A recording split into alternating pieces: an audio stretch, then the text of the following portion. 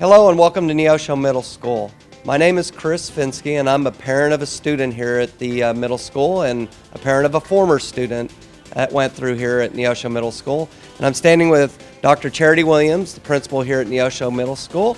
And Dr. Williams, thank you for taking time today. Could you please share with the patrons a little bit about the history of this building and how many students attend, as well as the number of classrooms and teachers? Absolutely. We are actually getting ready to celebrate our 25th anniversary of the middle school in August. So we're excited about that. We actually have around 765 students that attend 5th and 6th grade. We house all of the 5th and 6th graders in our district here at the middle school. We have 104 staff members, and we're just a huge, giant family. And that's awesome. And currently, one of the proposals that is going to focus on security and safety, that's going to impact the middle school. Right now, there are no FEMA-approved tornado structures on this site. Is that correct? That is correct. And then security is also part of the proposed plan here at Neosho Middle School. Could you share a little bit what those plans look like? Absolutely. One of the concerns we have as an administrative team is our entrance into the building.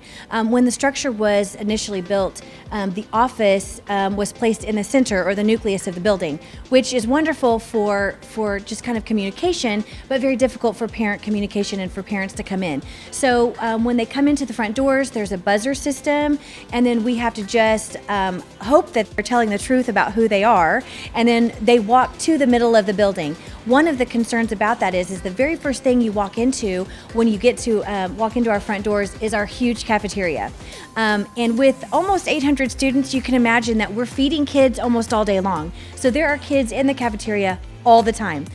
So there is quite a concern that we do not have direct contact as the adults with the parents or community members that need to come in to be able to kind of support and kind of keep that safe before they're actually having access to our students in the cafeteria, if that makes sense. All right, thank you. So would you mind showing us around a little bit and we'll kind of look at some of these problems? Absolutely, that'd be great. Thank you. This is our cafeteria. And this is kind of the entrance that I was talking about that's a little concerning. If a parent doesn't know our building or facility very well, they get very lost right here. You can imagine with nearly 800 kids, this is a very busy kind of a hub area. This is kind of the nucleus of the building. It has all of the hallways that shoot into the grade levels, the encore classes, the gym. And so this is a constant traffic way for our students to be walking to and from classes. So this is very busy, but also just there's really not a lot of safety here. If a parent were to come in and didn't want to come to the office and just decided to take their child or do something like that, it would take us a while to get to them.